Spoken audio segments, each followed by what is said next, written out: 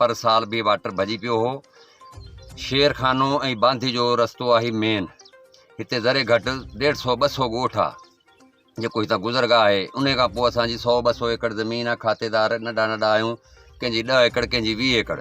इहा आबादी, इहो वाटर असां पंहिंजी मदद पाण ते ठाहियल आहे। को असांखे गवर्नमेंट सपोर्ट न कई आहे, न कंहिं वॾेरे कई आहे। असां सां ई नाजाइज़ी कई थी वञे। पोयां जेको सिम नालो अचे थो दरिया खान खां, उन खे बाअसर वॾेरो आहे। नालो असां खणंदासीं त असां रहंदा ई मरी वेंदासीं।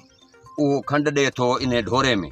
उनखे खंड ॾेई वरी राति जो पंहिंजा वाठा इहे मुंशी मड़ा मोकिले असांजो हितां वाटर टोड़े थो। पर साल टुटो हो। असां पहर ते 50-50 हज़ार हिकिड़े हिकिड़े माण्हू भरिया, जंहिंमें असां रस्तो ॿधोसीं, वाटर ॿधोसीं। 1.5 किलोमीटर जो मुफ़ासिलो आहे। इन में जेको इहे असां रस्तो पंहिंजी मदद पाण ठाहियल आहे ऐं वाटर ठहियल आहे। अॻिते असांजी आबादी आहे, असांजे बचनि जी रोज़ी आहे। माल ढोर गाह खणण वारो, को सब्ज़ो सामान शहर मां आणण वारो, बांधी जहां रस्तो असांजो कटियल आहे। हाणे छा कयो आहे, 5-6 ॾींहं अॻु में असांजो हितां राति जो हुननि खंडु ॾिनो। असां ख़ैर उगासीं, बंदि कयोसीं। मुहर्रम पाक लॻो पिया। अधु माण्हू त असांजा जेके आहिनि मुहर्रम शरीफ़ में उन मातम आज शेरखाने सभु ओॾे वियल आहिनि, न त हिते हज़ारनि जी तइदाद में माण्हू हुजनि हा।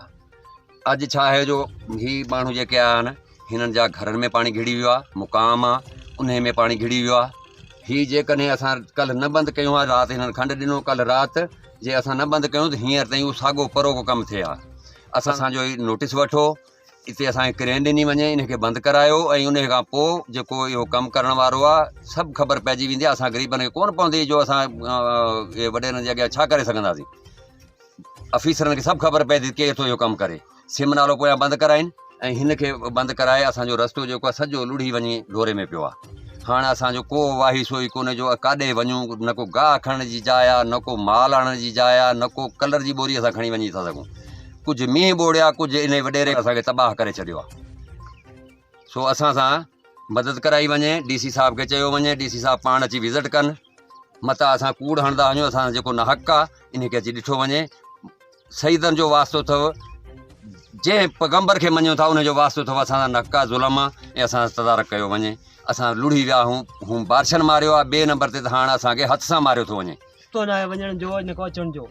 असां ई पाणी में ॿुॾिया पिया हूंदा, रस्तो न आहे। ही अमीर सभु वीचारा छा करनि। अॻे चकर वाटर भॻो आहे, वरी नईसी हींअर भॻो अथनि। को बि अपील कयो, महिरबानी कयो, को असां सां मदद करायो। न जे ज़ुल्म को क्रेन घुरायो, असां त ॿुॾो। रस्तो न आहे।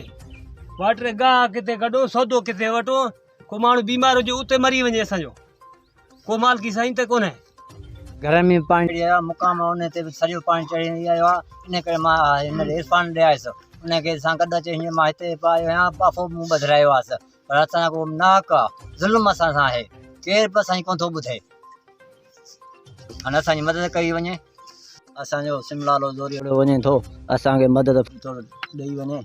ऐं असांजो घर ॿुॾनि था सॼा, ऐं असांजी मदद कई वञे। ईअं कोन थींदो आहे, सॼो घरनि में पाणी थी वियो आहे, मुक़ाम में पाणी आहे। ईअं न थियो वञे, असांखे ॿोड़ियो न वञे। असांजी ख़ुदा न मदद कई वञे।